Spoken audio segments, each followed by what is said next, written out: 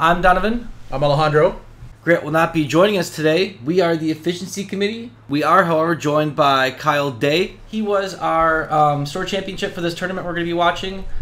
This is the first round. He's playing Andrew. Kyle, tell us a little bit about what your deck is here today. Well, it's a HP cerebral imaging.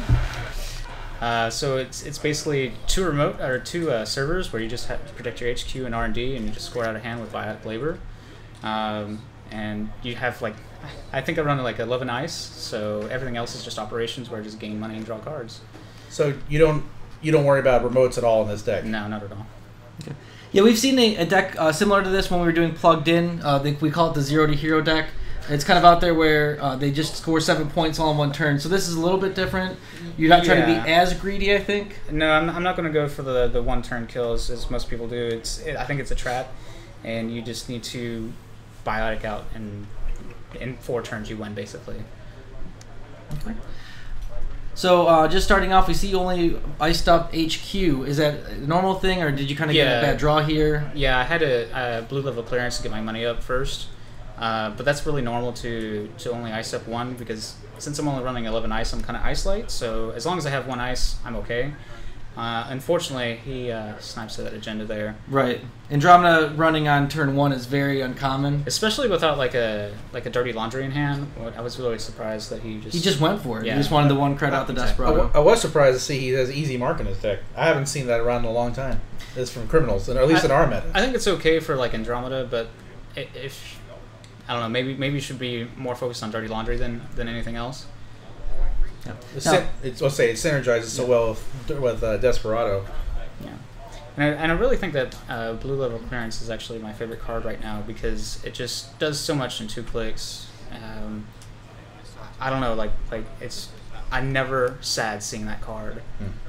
Yeah, I was just going to mention, I personally like playing it as well. It really fixes your economy. When you're down to 2 credits, they have the ability to play it. Mm-hmm. You pay those 2 credits, you get 3. Yep. You're back up to 5, and you have a chance of drawing 1 or 2 cards, and if one's a hedge fund, that's a great use of a turn. Yep. Okay, Kyle, I got to ask you, Victor 1.0? Victor 1, yes. What is it about this you like over Victor 2.0? Okay, first off, costs the same as Enigma.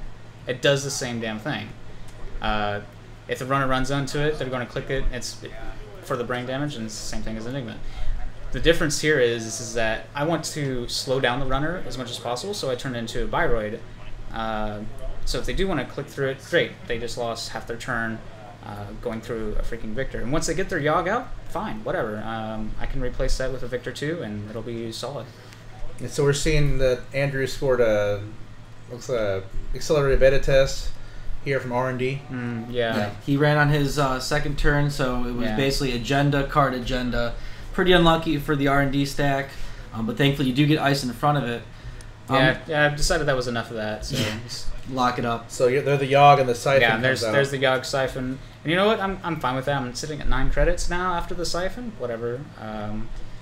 I think I also have close accounts in this deck, so it's okay, please float those tags, so just crush you.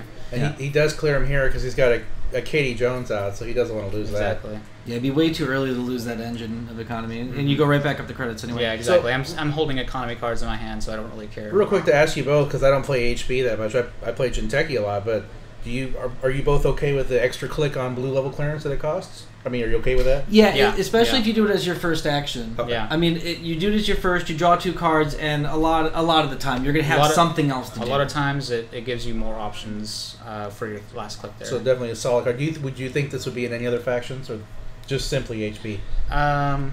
You could put it in Wayland. Just because of the extra credit. But I would not do that. I don't like drawing as Wayland. Yeah, exactly. The perfect Wayland turn is mandatory draw, take 3 credits. Yeah. There's nothing wrong with that. Yeah. There's nothing wrong with that turn in Wayland. We see another one of Kyle's splash points here. We see Celebrity Gift. Yes. I played against this. It's the most appropriate economy card for CI because it's just, I'll show you 5 cards in my massive hand. I don't care. Yeah. And that's what I noticed when I played against you later on, was that you could choose the 5 cards you wanted to show me, whereas if I'm playing Jinteki, I only have 5 cards to show you. Exactly. You know what they are, but you were able to choose. So, that's a good little economy card in HB. Would you ever show an agenda while doing CI just to get them to start hitting HQ and wasting their money or their time? If he didn't have Yogg out, that he'd use the 3 clicks to go see 1 card out of a hand of 12, 13?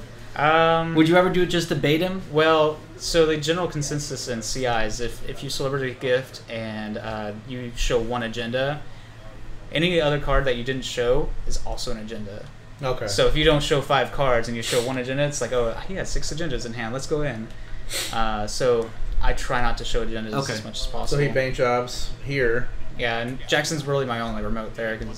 Please run it. I'll just Jackson it. I think I'll let him take the bank job one. Yeah, you let him take the bank job because you don't really have anything in archives that you want to really pull back. I could pull back the blue level clearances. And you see, I should have really used that right there. Did not let him have the bank job. I think I just skipped a beat on that one. I always found interesting that the ruling is the run is neither successful nor unsuccessful if you run on, a Jackson Howard by himself. It's like it just your bank job just sits there in limbo. It's not you don't get the money. It's not unsuccessful either. Yeah, I think that was a big mistake on my part, just letting him have those 8 credits. The Victor 1.0 did his job, so looks like you installed something else over HQ. Mm-hmm. I think it's a Victor 2 or something like that. I don't remember. Yeah, I believe it's Victor 2 and then Eli. Eli's in front of R&D. Right. So again, drawing some more cards. That's what CI is great. Like I said, being able to go into the stack in R&D and look at one card or with the interfaces see 2 or 3, it's a consistent number, right? But when you hit HQ, with the fact that you get to shuffle your hand, they could draw the same card over and over again. It's a defense in of itself. Yes. I find it interesting. You actually let him trash it this time. This other one you put down, you let him trash it, just because you had nothing to pull back. So I likely had another Jackson in hand, and it's like, okay, well, I'll just go ahead and pop the other Jackson back in with the other one there. And you're sitting at 20 credits, pretty comfortable. Your ice isn't being challenged right now. It's just unres. Yeah, he doesn't res for quite a while here, and I'm not sure why I didn't take advantage of that. I wonder if maybe he's afraid of the roto turret. I would be. Yeah. I would be afraid of the roto turret. Only get Yogg out. The biggest problem with Andy sitting and Katie on the table is I think if we look right now, he's got at least 4 or 5 clicks of Katie on there. Yeah, 12 credits. There comes a time where they're around 12 or 15. As soon as they let that out, as a corp, it just hurts. Yeah. There's a lot of pain's coming. There's not much you can do about it. 15 credits is huge for the runner. Yeah.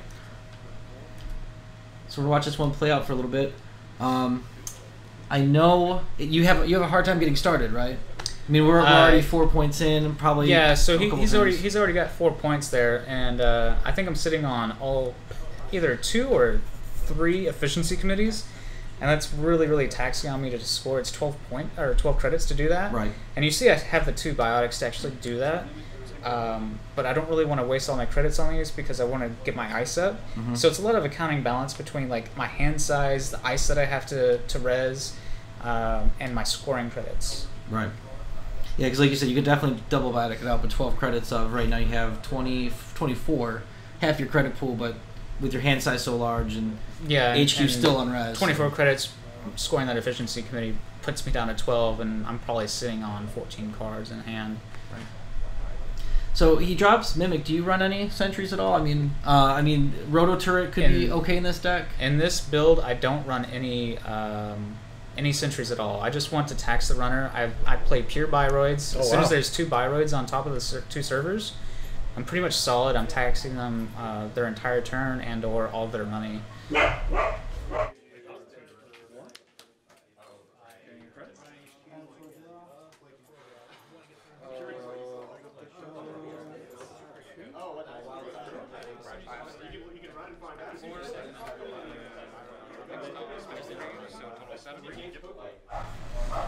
You can see you biotic labor out of Vitruvius here. Now, I'm curious, what's the plan for your efficiency committees? Do you not even try to score those at all, or do you try to score them with biotics? Or, because how much did you said it was? It was to score one out of hand? It's 12 credits to score that out of hand, and it's, wow, another, one there. And he's taking down my 3/2s, and that's actually very painful. So the point with the efficiency committees is you just kind of hold on to it, it's just there for filler, or? Well, I use a shipment from Sandstand for my other influence there. And after I get an efficiency committee again, I can pretty much score 3/2 using the efficiency committee by installing the agenda, advancing it, then taking 2 clicks from efficiency committee, and then shipment from Sandstand to score it out. Okay, yeah. I see you have the nice fancy Eli there. Yeah, I did go to Worlds. It was a ton of fun. Would you say it was a great learning experience? Absolutely. Yeah. Was this your first time going to Worlds? Yes, yes. And I think I will be going again. Absolutely. So like to put down an R&D interface, this is the thing. You've got to make that run. If you're going to click through Eli, you need to make that run worth it. You can't just click through for one card. You got to at least see 2 or 3. Yeah, after I see that R&D interface, I'm like, well, I need a really good ice to put on top of there to stop him. And there I go, just installing it there. And still sitting on 21 credits. Yes. And we know that's a Heimdall? Yeah, it's a Heimdall. And so that's... If he wants to bring out his corroder and spend, 11 credits to break through both pieces of ice, great. Please do. Right. And there he is running on it. It's going to take most of your credits. But he does have 13. He just breaks with clicks. I decided not to actually show him because he just scored an agenda out of there not too long ago. Mm-hmm. And so a lot of CI is also counting your agendas in hand and scored agendas. Knowing so how many are in the deck. You have a good probability of knowing what's next.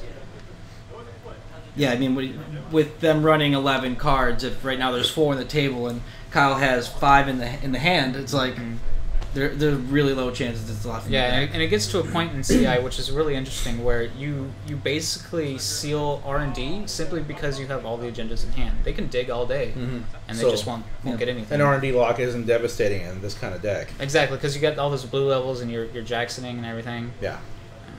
So I decided to go ahead and go for that Heimdall because time. I'm done. And still sitting at 20 credits. Yeah. Yes. Still a lot of credits. Because I wanted to keep my credits high because I wasn't sure if I needed to score that efficiency committee. I was really hoping to see more 3-2s in this game. Now, does this hurt this deck here? I mean, Gate he's got is archives. actually my worst matchup, to be honest. As soon as he puts that Sneak Door, it's like, ugh. It's one more server. Yeah, you're so short on ice that it's just really taxing on me to actually have to build another server. So I'm curious, okay, so in a deck like this, if he was to go, okay, for all 4 actions, I'm going to run an archives, get 4 sucker tokens, 4 Desperate, do you care, or do you... It really depends on his rig there. Okay. At this point, I see he's running 2 fixed breakers, which is not uncommon for Andy. And yeah, we're seeing a lot of that. Yeah, and so I'm like, okay, well, he probably doesn't have a whole lot more on his rig, so I should probably ice up archive soon, and I think I do. Yeah, last thing is just going to be the corroder. That's going to be pretty much everything he's going to have. And I don't want R&D to become even cheaper for him to just get in willy-nilly. Right. Yes, and you're sitting on 27 credits now. That's ridiculous. Yeah.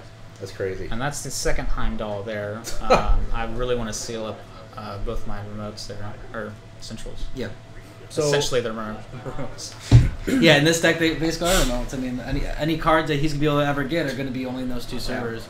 So Donovan, you run a lot of criminal. What would you do at this point? I mean, you've got HQ R&D locked down with Heimdalls. I mean, click intensive ice. I mean, what are you doing as a runner? I mean, I know this is not you, but what would you do? You know, and I played against this type of deck before, and it's really tough. I mean, every time I've won against it, I always just feel really lucky. I don't really feel like there's a great strategy to go against it, especially as criminal, because you're not going to be running, at least in my game, I don't run the R&D interfaces. I don't really have much R&D dig. I have an indexing, so in my personal deck, what I would be doing is I'd be trying to get to that index. I mean, he has 15 credits on Katie. I would pay the money to get through the Heimdall and the Eli, look at 5 cards, and hopefully at least find the last one. Because, sitting at 6, he's already gotten, I hate to say, he's gotten lucky to take 6 points so early in the game. Yeah. But I think against this deck, sometimes that's all you need, because Exactly. he's not going to go in HQ. He's not going to be able to steal anything from there. Yeah. So at this point, his one R&D interface is going to carry him. He's going to have to get through, spend the money, and then pray to the Netrunner gods that he pulls something. Right. Because all you're gonna keep doing is just keep getting money. You're waiting for a 3 for 2. So now I show him the closed accounts. Yeah. Letting him know not to get tagged. Well, not only that, but I think I've suffered 2 siphons so far. So I'm at that point, and also Heimdall is protecting me from siphons. So it's like, okay, now if you want to click through my buy rates to siphon me, you're going to get your accounts closed. I mean, he's gonna go pull the corroder now. Yeah. Not to mention Katie's got 15 credits on her. That's been sitting there for a while. Yeah, and I don't think he's really clicking. He's all not- that much, he's which not is clicking. really That's the thing odd. is, I would be clicking at least on turn 4. Click 4. Clicker. He gets a C2. Thankfully, neither of them are an agenda. But he spent a large chunk of money, which he'll just get off the Katie. But again, Yeah, he gets maybe like 2 more runs with that Katie there. I'm curious, like, if maybe a sneak door, emergency shut down these Heimdalls and then forge them. That would I wonder hurt. if that would hurt. I mean, would that hurt a lot? Well- It would hurt a little bit simply because I'm probably sitting on at least 2 or 3 economy cards in hand. But it would be just annoying because that would set me back from a scoring turn. now that's the thing. I just recently played a CI deck just today, and I was surprised to see it's almost better sometimes not to play every economy card you get. You don't necessarily need to build up this giant credit pool. Yeah. Once you get to around 20 or so, Right. you need to keep them in your hand to then decrease the odds of the agenda density in HQ. Yeah. So it's your the magic number, I guess, in CI is 7 for your biotic labor discord and agenda. Your unread dice and the cards in your hand. That's your magic number for your credit pool. +5 if they're criminal. Right. now, this was... I'm sorry, Donovan. Let's say you're literally almost out of tokens at this point. So Yeah, I've been running CI and those 30 credits are not enough. yeah. I'm wondering now, this was before the release of Double Time, so looking at your deck now, Reclamation Order, yes? Absolutely. It's in there? Yeah. Oh man. Yeah, it's a great card. The one I played today, I paired it with Archive Memories. It's really great Yes. to Reclamation Order something, Archive Memories up that Reclamation Order, and just do it again. Yes. Tim Bunn helped me make a deck today. I played it. It was pretty solid. Didn't do as well as I'd like it to, but it has potential. And Yeah. I mean, personally, when CI first came out, I didn't think it was gonna be a thing, especially not this soon. I think a lot of people felt that way, because I didn't. I thought I laughed at it. I felt the same way. I thought it was interesting. But now look.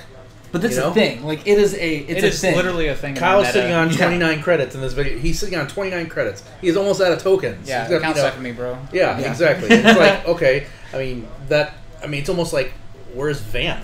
You know, but then again, the runner's got to have a whole bunch of credits Yeah, to take all this front away. credits. And So then he's got to pay for getting in. and he's got to get in. So I mean, it's almost like I don't know what else I can do right now. Just the idea itself, it's very frustrating to play against.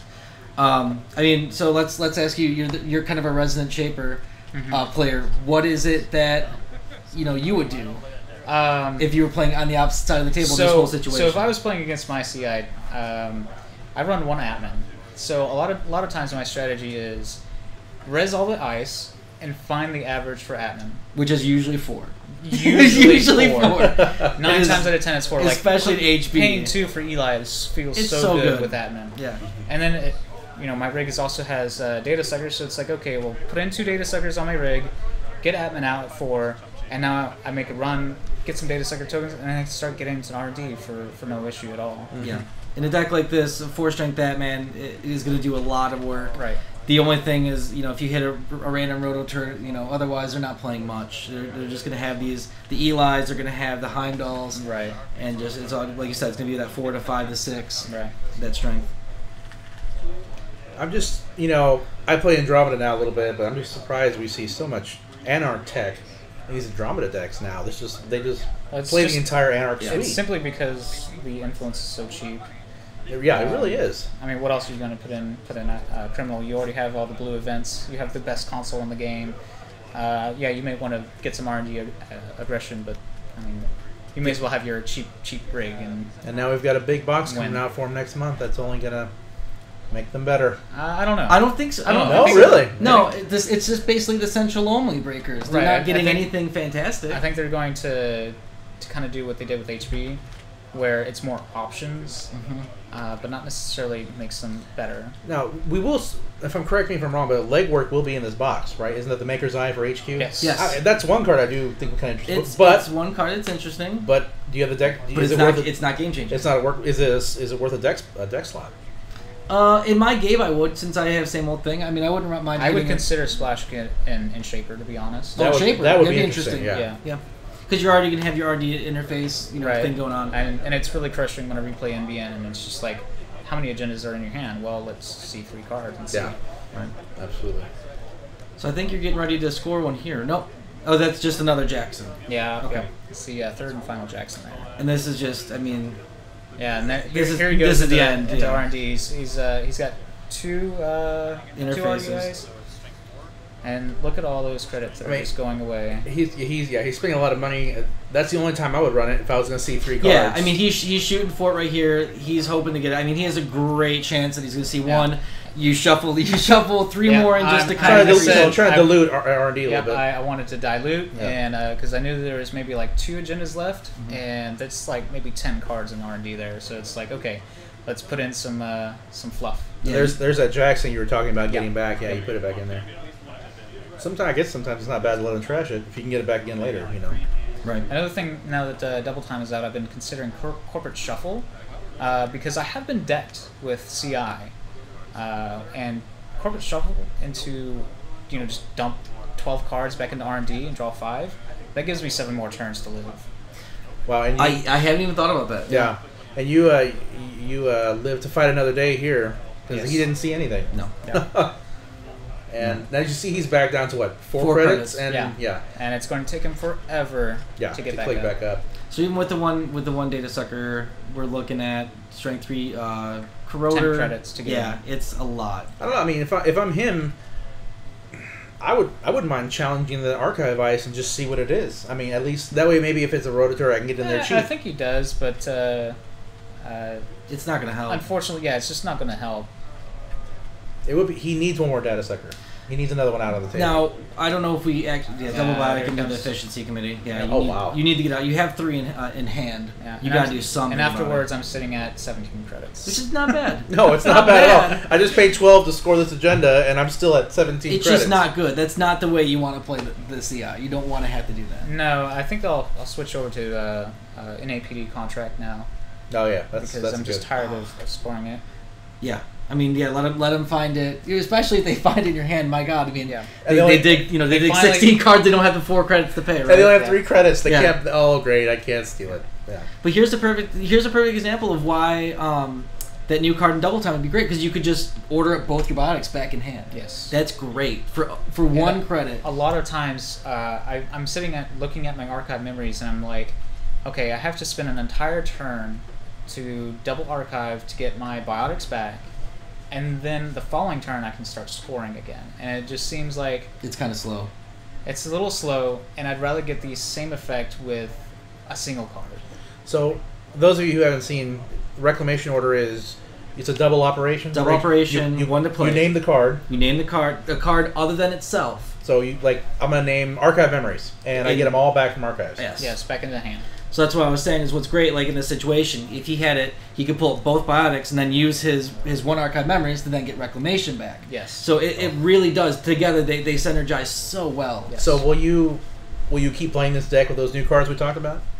I'm going to try it out again. I played Jinteki today, but I think I'll revert back because I think it's a really solid deck, and it feels really good in a criminal heavy meta to just be able to eat siphons and not give a crap. And that's what you're doing this here. I mean, this is a criminal. We know criminal for aggression, and he's not very aggressive. No. I mean, he can only do so much right now.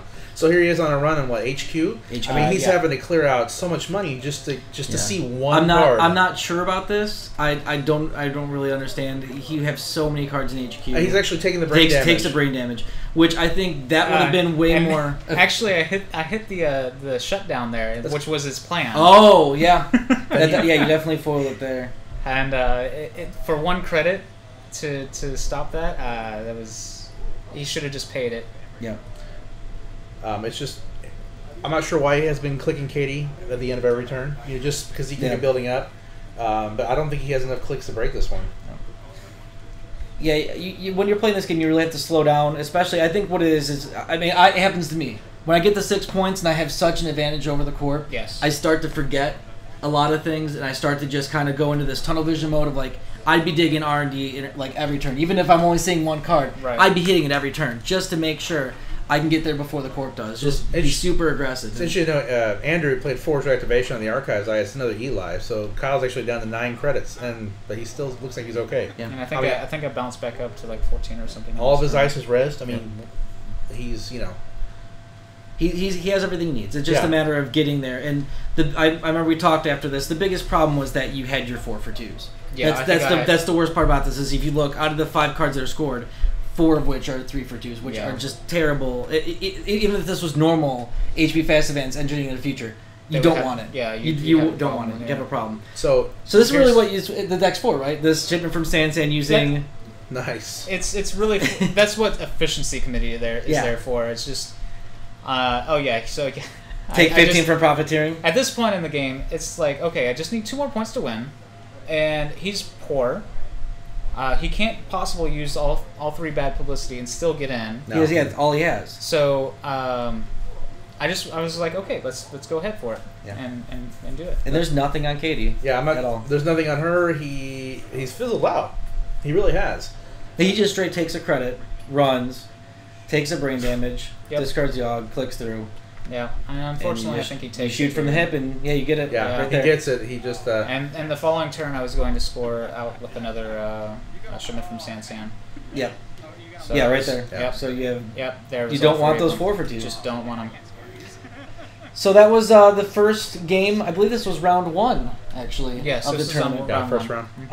It could have gone a lot better, but you do come back, I think, in the second game, which we will, have here. So just check the comment section for the game 2 between Andrew and Kyle. Kyle, thanks for joining us. Yeah, thanks, Kyle. Definitely appreciate it. And subscribe, and check out our Facebook page. We've just been starting this, and we're glad you joined us today.